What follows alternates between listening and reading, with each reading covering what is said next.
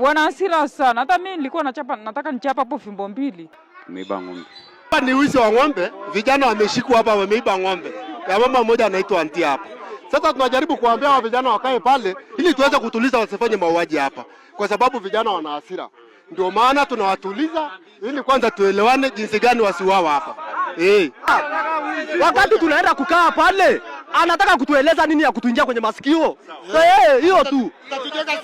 Nataka nipe wale walifu. Dume zingine ziko wapi? Sisi hatumkati, kwa nini hatujaua kule juu? Tumetoka kilomita karibia 2 hatujamguza. Tunataka watuambie wameuza wengine wapi? Wasituletee raha msibani bwana. Tumeshika mapanga nini? Sisi haya mapanga ni ya kujihami. Tunapoenda kutafuta maadui zetu, kwa sababu adui lazima anao silaha. Kwa sisi hatujashindwa kuwaua hawa. Tulikuwa 300. Wameru wenyewe wana asili ya ubabe. Wameshindwa kuungana na sisi tuwakatekate. Sisi tunachoomba watuambie madume wengine wako wapi. Hatutaki mchele sisi. Hataki kikao. Yaani sisi kikao hatutaki. Sisi hatutaki kikao. Tunachotaka sisi waizi watuambie, kwa sababu watu wanaibiwa sana madume, wanaibiwa ng'ombe. Kwa hiyo basi waizi hawa waseme wengine waliowaiba wako wapi. Sisi hata kikao hatuna kikao. Wasembe waizi watu wa amani, watu wanataka ng'ombe zetu. Watu wanataka ng'ombe zetu sisi. Umesikia? Ni kwamba hivi nachotaka ilikuwa mimi wale tumekuta ng'ombe, sisi tulikuwa tungepewa ng'ombe zetu zote zilizoibiwa hapa mtaani. Sisi hatuna shida na mtu na tunamhitaji mpaka sasa hivi. Wewe mwenye anaweka lindo pale na tu sisi ni amani, ni amani, haina mbaya. Yana maana hiki kupata inawezekana labda maisha yako ikaenda mbele. Kwa hiyo inabidi na hii ni jambo ambalo labda limetokea jana usiku kwenye muda wa saa 9. Kuna kijana mmoja wa kule kwetu Oligilai anaitwa Mele.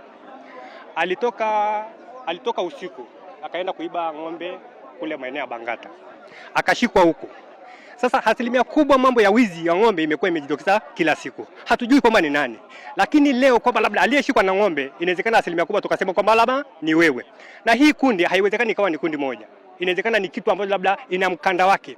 Leo huyu ambao labda alikuwa amepelekewa huyu ndama, naye angestahili angefanyaje? Angekuepo hapa. Kwa sababu sasa badala ni bora kijana ukatoka ukaenda kumuomba mtu kazi ya kufanya kuliko kwenda kuiba. Leo sisi tunashukuru Mungu kwamba wananchi hakuweza kumjeruhi. Lakini kwamba labda muda mwingine tutafakari, kwa sababu haya mambo ya wizi kila siku haifai. Ila sasa tunataka tupate majibu kwa sababu ya wizi ambao labda unakuwa unatokea kila siku. Yale maana tunaikataa kwamba ni vijana ni bora wakaenda kufanya kazi kuliko kwenda kuiba. Ndio. Ni kwamba wana hasira. Ni kujiamini, kwa sababu muda mwingine kwamba labda imetokea kitu usiku, unaenda hujui kwamba labda huyu jamaa aliyekuwa anaenda kuiba ng'ombe alikuwa anazana gani. Kwa hiyo ni kwamba labda yale maana inawezekana tuseme labda kujiamini kwamba labda kilichosaidia ni haya mapanga, kwa sababu hawa watu hatujui wako wangapi na au mtu mfahamu usiku labda ana silaha gani, labda ndio maana kwamba wamejitokeza. Na sasa hapa watu wananchi wana hasira sana kwamba wanatamani wangemuua. Ndio. Inaitwa namba 9. Baba mkanye mwanao. Hii kikupata inawezekana Simbali ikawa karibu. Asante. Alexander Robert.